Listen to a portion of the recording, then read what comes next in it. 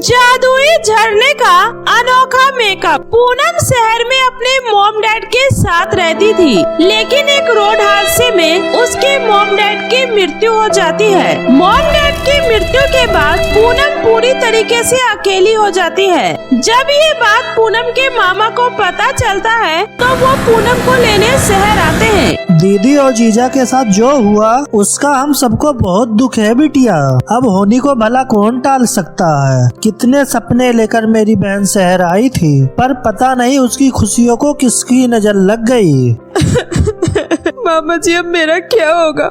Mom dad मुझे छोड़कर क्यों चले गए? मामा जी बिटिया बस कर, हम सब हैं ना, अब से तू हमारे साथ रहेगी। चल बिटिया। उसके बाद पूनम के मामा पूनम को लेकर अपने गांव आ जाती है। पूनम को देखकर उसकी मामी इंदिरा कहती है, ये घर है या कोई धर्मशाला जो आप इसे उठाकर यहाँ लाए हैं? एक तो खुद के बच्चे तो ठीक से पलते नहीं है, ऊपर से इसे उठा लाए। अरे लड़का होता तो एक पल को ले भी आते तो चलता। अब इस लड़की का हम क्या करेंगे? हम कहाँ से इसकी शादी करेंगे? अरे भाग्यवान धीरे बोलो, वो ये सब सुनेगी तो क्या सोचेगी? अरे मैंने जो किया अपने और अपने बच्चों के फायदे के लिए ही तो किया है। अब देखो दीदी और जीजा का हमारे सिवा तो कोई है नहीं, का कोई था नहीं। इस नाते उनकी शहर में जो भी प्रॉपर्टी है वो किसकी हुई? पूनम की ना।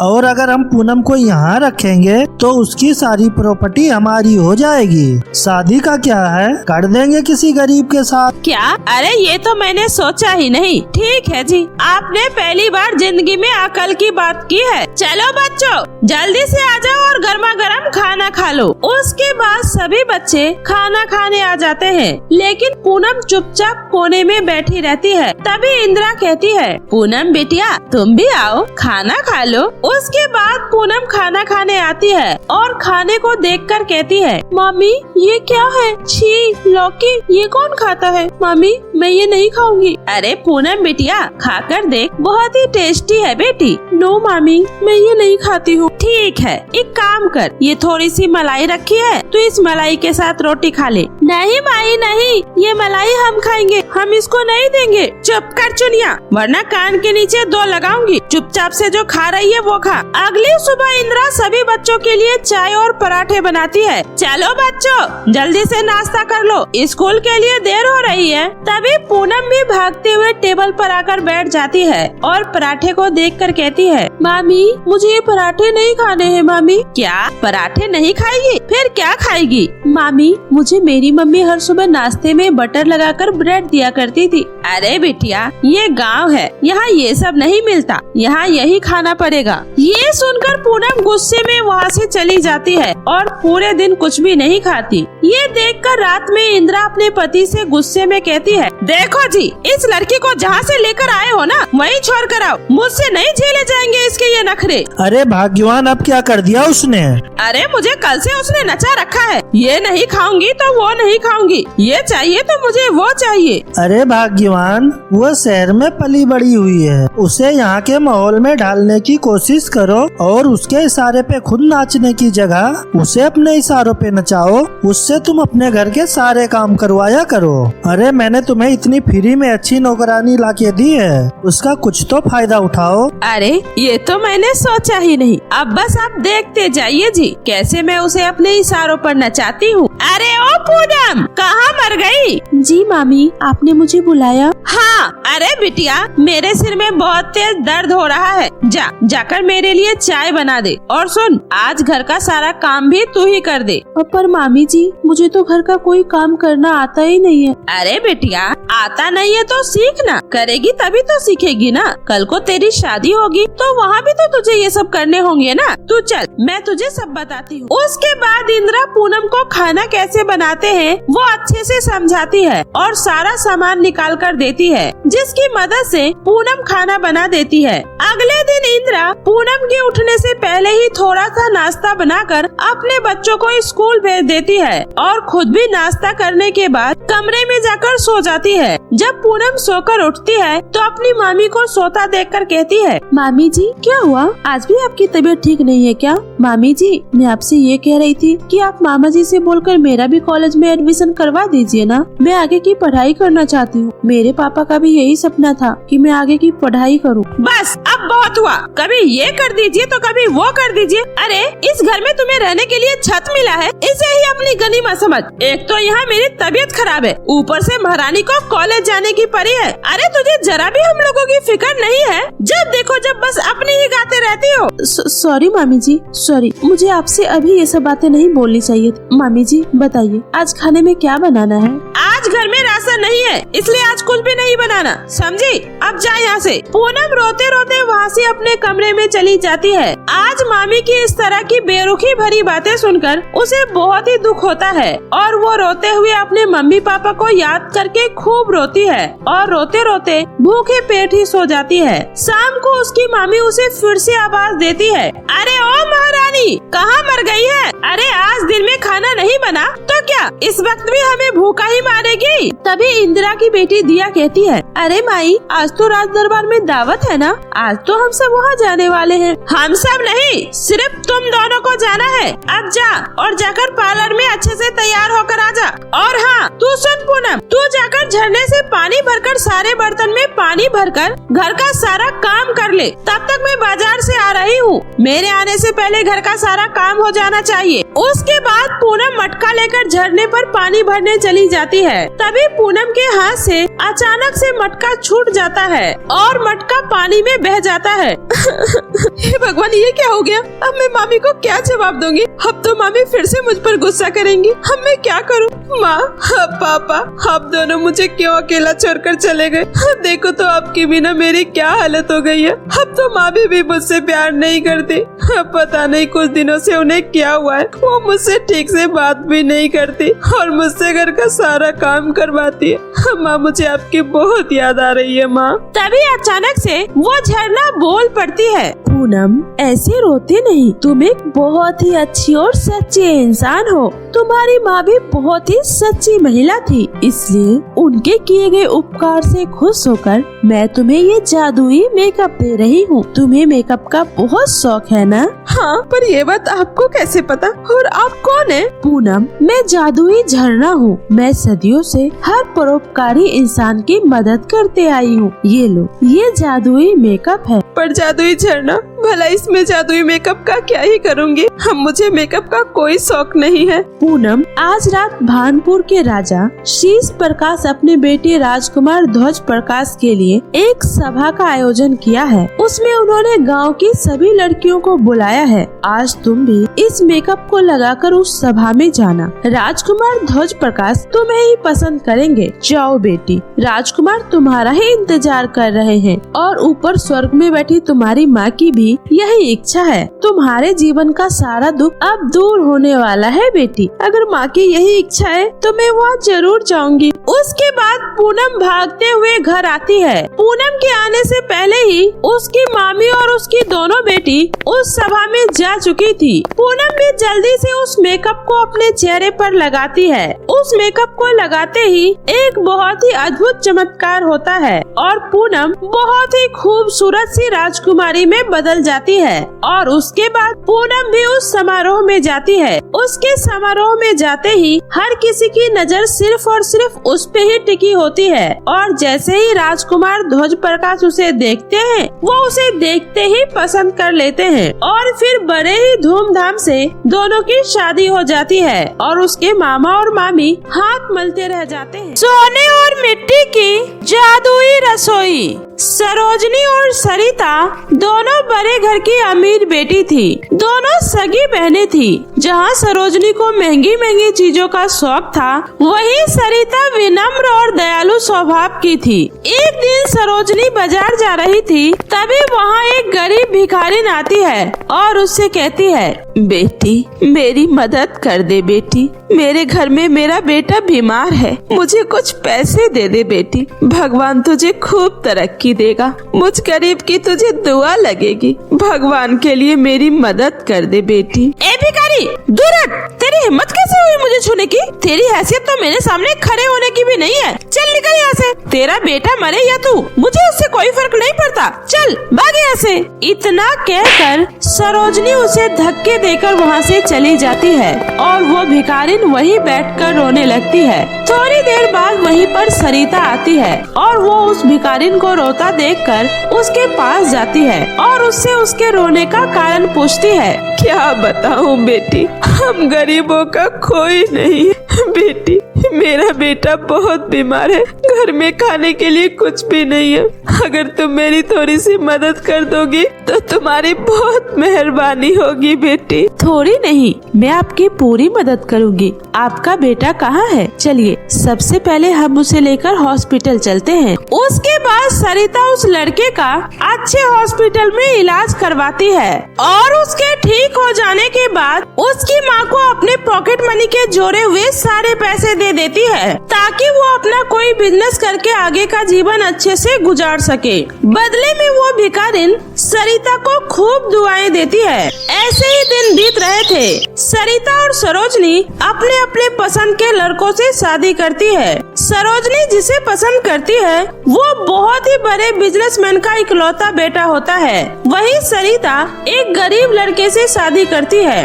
बेटा, मैंने तुम दोनों को अपने अपने पसंद का जीवन साथी चुनने का पूरा हक दिया। अब आशा करती हूँ तुम दोनों अपने अपने ससुराल में सुखी रहोगी। मैं तो सुखी ही रहूंगी माँ, क्योंकि मेरे पास बंगला, गाड़ी सब कुछ है। यहाँ तक कि मेरे ससुराल वालों के पास इतना पैसा है कि उन्होंने मेरे ससुराल की हर एक चीज चांदी की बना रखी है। चांदी की दीवारें, चांदी के बर्तन, चांदी के किचन, चांदी के कपड़े। मैं तो वहाँ जाकर ऐश करने वाली हूँ ऐश। अगर तुम्हें किसी की चिंता करनी है ना माँ, तो अपनी इस छोटी बेटी की करो। पता नहीं पूरी दुनिया में इसे वो भिखारिन बुढ़िया का बेटा ही मिला था। अरे उसके पास तो ढंग का घर भी नहीं है, पता नहीं वे लोग वहाँ कैसे रहते होंगे। सरोजनी, घर परिवार से होता है, ना कि पैसों से, और मैं उनसे बहुत प्यार करती हूँ। मैं उनके साथ सूखी रोटी खाकर भी खुश रहूंगी। माँ, अब आपको हमारी चिंता करने की कोई जरूरत नहीं है। आपने अब तक हमारा बहुत अच्छे से ख्याल रखा, अब आगे हमारी किस्मत। इतना कहकर दोनों बेटी अपने अपने ससुराल चली जाती है। सरोजनी के ससुराल वाले बहुत अमीर थे, इसलिए उसका स्वागत भी बहुत ही अच्छे से होता है। अरे जितना सोचा था, मेरा ससुराल तो उससे भी बढ़कर निकला। एकदम स्वर्ग जैसा घर है मेरा। मैं तो यहाँ रानी बनकर रहूंगी और अपने घर का खूब रील बनाकर सोशल मीडिया पर पोस्ट करूंगी। वहीं दूसरी तरफ आशीष सरिता को अपने मिट्टी के घर में लेकर जाता है, जहाँ उसकी बूढ़ी माँ हाथ में आरती लिए दोनों का स्वागत करती है और कहती है, अरे सरिता बहू, हमें माफ कर दे बेटी। तू कहाँ इतने बड़े घर में पली बढ़ी और हम कहाँ मिट्टी के घर में रहने वाले। बेटी, कहीं तूने हमारे घर की बहू बनने का फैसला लेकर कोई गलती तो नहीं कर दी? ये आप कैसी बातें कर रहे हैं माँ जी? मैं आशीष जी से और आपसे बहुत प्यार करती हूँ और मैं आप दोनों के प्यार और आशीर्वाद के सहारे इस घर में रह लूंगी। तभी अचानक से हवा तेज चलती है और हवा के साथ साथ काफी धूल मिट्टी भी उड़ने लगती है, जिससे सरिता खांसने लगती है। आशीष बेटा, एक काम कर, तू बहू को लेकर शहर चला जा, वहाँ कोई अच्छी सी नौकरी पकड़कर बहू को वहीं रखना। मेरा क्या है, मैं तो कहीं भी अपना पेट पाल लूंगी। ये आप कैसी बातें कर रहे हैं माँ जी? मैं आपके लिए ही तो यहाँ आई हूँ, मैं आपको छोड़कर कहीं नहीं जाऊंगी और आप मेरा यकीन करिए, मैं सब एडजस्ट कर लूंगी। वहीं जहाँ सरोजनी अपने ससुराल में ऐशो आराम की जिंदगी गुजार रही थी, वहीं सरिता अपने गरीब ससुराल में घर की सारी जिम्मेदारी उठाते हुए अपने सास और अपने पति की खूब सेवा करती है। माँ जी, अब घुटने का दर्द कैसा है? अब आराम है बेटी, भगवान ने तेरे रूप में साक्षात लक्ष्मी को हमारे घर भेजा है। तेरा हाथ लगाते आते ही मेरे तो सारे दर्द सारे दुख ही खत्म हो गए बेटी। माँ जी, अब से आप जमीन पर नहीं सोएंगी, अब से आप बिस्तर पे सोएंगी और हम लोग जमीन पर सोएंगे। बस मैंने कह दिया तो कह दिया। और हाँ, मैं सोच रही थी आजकल सब्जियाँ बहुत महंगी हो गई है, तो क्यों न कुछ सब्जियाँ हमारे आंगन में ही उगा लिया जाए, इससे हमारी काफी ज्यादा बचत भी हो जाएगी। जैसी तेरी इच्छा बहू। उसके बाद सरिता मंडी जाती है और वहाँ से कुछ सब्जी और कुछ सब्जियों का बीज लेकर घर आ रही होती है। तभी उसके सामने एक बड़ी सी गाड़ी आकर रुकती है, जिसके अंदर से सरोजनी बाहर आती है। अच्छा, तो ये तुम हो? मुझे तो लगा कोई गरीब भिखारी मेरी गाड़ी के आगे आकर मुझसे पैसे ऐंठने के लिए ये सब कर रही है। खैर छोड़ो, तुम बताओ, तुम इतने धूल मिट्टी वाले जगह से पैदल पैदल कहाँ जा रही हो? मैं बाजार से सब्जी लेकर घर जा रही हूँ सरोजनी। आओ ना, घर चलो, चाय पी कर जाना। हाँ, मैं और तुम्हारे घर की चाय? अरे तुमने अपनी औकात देखी है? कहाँ मैं इतनी अमीर और कहाँ तुम एक गरीब भिखारी। हमारा और तुम्हारा कोई मेल नहीं। सरोजनी, आखिर हम है तो सगी बहन ना? बिल्कुल नहीं, मैं तब तक ही तुम्हारी बहन थी जब तक हम दोनों एक लेवल के थे, लेकिन अब हमारी और तुम्हारी हैसियत में जमीन आसमान का अंतर है। अरे मैं तो तुम पर तरस खाकर तुम्हें और तुम्हारे पति को अपने ही घर पर कोई झाड़ू पोछे के काम पर रख लेती, लेकिन वो क्या है ना कि हमारे ससुराल में तुम जैसे लोगों को नौकरानी का काम भी नहीं देते। खैर छोड़ो। अच्छा सुनो, तुम्हें पैसों की जरूरत तो नहीं है ना? अगर हो तो मुझसे ले लेना, मेरे पति के पास पैसों की कोई कमी नहीं है। नहीं सरोजनी, मुझे तुम्हारे पैसों की कोई जरूरत नहीं है। मेरे पति जितना कमाते हैं उसमें मेरा घर बहुत अच्छे से चल जाता है और मैं अपने पति के साथ बहुत खुश हूँ। अब हटो मेरे रास्ते से। इतना कहकर सरिता वहाँ से चली जाती है। सरोजनी भी अपनी महंगी गाड़ी में बैठकर वहाँ से चली जाती है। ऐसे ही दिन बीत रहे थे। एक दिन सरोजनी अपने पति से कहती है, रोहन, कितने दिन हो गए हम कभी साथ में बाहर घूमने नहीं गए ना? चलिए ना, साथ में घूमने चलते हैं। अरे अब मेरी बात सुन भी रहे हैं या नहीं? अरे यार, मेरा क्यों दिमाग खराब कर रही हो? तुम्हें दिखाई नहीं दे रहा मैं कितना जरूरी काम कर रहा हूँ? तुम हमारे नौकरों के साथ चली जाओ। वहीं दूसरी तरफ आशीष सरिता से कहता है, सरिता, अभी अभी मना किया था ना तुम्हें बिस्तर से अभी नहीं उठने के लिए। चलो अब जल्दी से बिस्तर पर जाकर बैठो। आज तुम्हारी तबीयत ठीक नहीं है, इसलिए आज घर का सारा काम मैं करूँगा। भला आप कैसे घर का सारा काम करेंगे जी? ठीक वैसे ही जैसे तुम कर रही हो। तुम भी तो मेरे लिए इतने सारे काम करती हो, तो एक दिन तो मैं भी कर सकता हूँ ना। ये देखकर सरिता की सास अपनी बहू की बलाएं लेते हुए कहती है, भगवान, मेरे बेटे और बहू को हमेशा ऐसे ही खुश रखना, दोनों का प्यार सदा ऐसे ही बना रहे। जहाँ एक तरफ सरोजनी को अपने अमीर ससुराल में सब कुछ मिलता है, लेकिन पति के प्यार को वो तरसती रहती है, वहीं दूसरी तरफ गरीब ससुराल में सरिता अपने पति का भरपूर प्यार पाती है। उसकी सास उसे बेटी की तरह प्यार से रखती है, वहीं उसका पति भी उसे लक्ष्मी की तरह पूजता है। ऐसे ही समय बीत रहा था, तभी अचानक से सरिता के गांव में भयंकर सूखा पड़ता है। कई सालों से कोई वर्षा नहीं होती, जिस वजह से लोग भूखे मरने लगते हैं। लोगों के घरों में खाने के लिए अन्न का एक दाना नहीं बचता है। वहीं सरोजनी की सास भी ठीक से खाना न मिलने की वजह से काफी ज्यादा बीमार हो जाती है।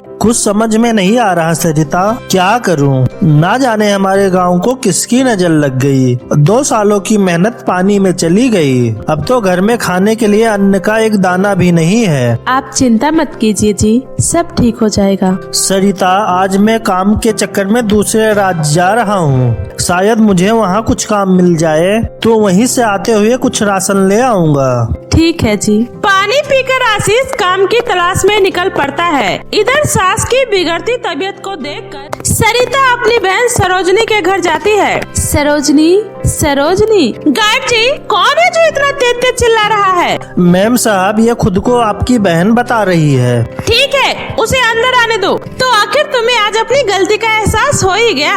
अरे मैंने तो पहले ही कहा था, गरीब लोग होते ही ऐसे हैं, खुद तो कमा नहीं सकता, तुम्हें भेज दिया लोगों से भीख मांग कर लाने के लिए। सरोजनी, मैं यहाँ तुमसे कोई भीख मांगने नहीं आई हूँ। मैं तो तुमसे मदद के तौर पर कुछ पैसे कर्जा मांगने आई थी, लेकिन मुझे नहीं पता था तुम अपने पैसों के घमंड में इतना चूर हो जाओगी कि कुछ भी अनाप शनाप बोलती रहोगी और मैं चुपचाप सुनती रहूंगी। रिश्ते पैसों से नहीं, प्रेम से बनते हैं, लेकिन शायद तुम्हारी बुद्धि पूरी तरह से नष्ट हो चुकी है। अरे रे, इतना गुस्सा? तुम गरीब लोगों के अंदर अकड़ तो बहुत होती है। ध्यान से देखो इस घर को, शायद तुमने ऐसा घर सपनों में भी नहीं देखा होगा। ये मेरा घर है और घर जाकर अपने घर को देखना, फिर सोचना कि हम दोनों में कौन तेज था और कौन बेवकूफ। उसके बाद सरिता वहाँ से अपने घर आ जाती है। सरोजनी के घर में थोड़ा सा आटा रखा था, वो उसी से रोटी बनाती है। सरिता जैसे ही खाना बनाकर उठती है, बाहर से किसी बूढ़ी औरत की आवाज आती है, बेटी मुझे बहुत भूख लगी है, कुछ खाने को दे दे बेटी, मैंने 2 दिनों से कुछ नहीं खाया, मेरी मदद करो बेटी। अंदर आइए अम्मा। उसके बाद सरिता उस बूढ़ी अम्मा को भरपेट खाना खिलाती है। तुम्हारे हाथ में तो स्वयं अन्नपूर्णा देवी का आशीर्वाद है बेटी, और रोटी मिलेगी। इस तरह वह बूढ़ी औरत सारी रोटी खा लेती है। क्या सोच रही हो बेटी, यही ना कि अब अपने पति और सास को क्या खिलाओगी? नहीं, हाँ। तभी वो बूढ़ी औरत एक परी में बदल जाती है। सरिता, मैं रानी परी हूँ, मैं तो तुम्हारी परीक्षा ले रही थी बेटी, जिसमें तुम पूरी तरह से पास हो चुकी हो। चिंता ना करो बेटी, मैं तुम्हारे इस मिट्टी के किचन को सोने के रसोई में बदल देती हूँ। अब से तुम्हारी ये सोने की रसोई कोई साधारण रसोई नहीं, बल्कि जादुई सोने की रसोई हो गई है। अब से तुम अपने इस रसोई से जितना मर्जी उतना खाना मांगोगी, लेकिन तुम्हारे रसोई का खाना कभी भी खत्म नहीं होगा। आपका बहुत बहुत शुक्रिया परी जी। उसके बाद परी वहाँ से गायब हो जाती है। सरिता अपने रसोई में जाती है तो देखती है उसकी पूरी रसोई राशन से भरी हुई है। ये देखकर सरिता बहुत ही खुश होती है और वो अपने रसोई से राशन लेकर अपने और अपने गांव वालों को बांटती है। लेकिन उसके रसोई का राशन कभी खत्म नहीं होता।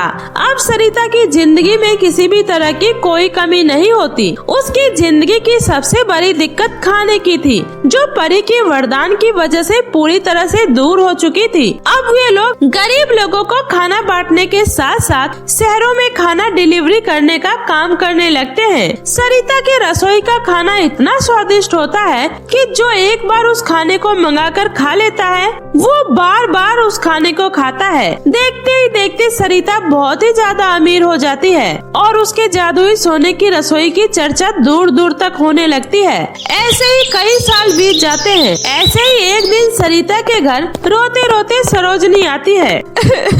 सरिता बहन, मैं बर्बाद हो गई, मेरा सब कुछ छिन गया। मेरे पति को एक गंभीर बीमारी हो गई, जिसके इलाज में मेरा सब कुछ बिक गया। अब मेरे पास कुछ नहीं बचा बहन, मैं दाने दाने के लिए मोहताज हूँ, मेरी मदद कर दे मेरी बहन। मैंने तेरे जादुई सोने के रसोई के बारे में खूब सुना है। तो चिंता मत कर बहन, मुसीबत के समय एक बहन दूसरी बहन के काम नहीं आएगी तो भला कौन आएगा? तू यहीं रुक, मैं अभी आती हूँ। उसके बाद सरिता अपने जादुई रसोई से काफी सारा सोना मांगकर सरोजनी को देती है, ताकि वो अपना बिजनेस फिर से खड़ा कर सके। ये देखकर सरोजनी को अपनी गलती का एहसास होता है और उस दिन से वो कभी भी अपने पैसों पर घमंड नहीं करती।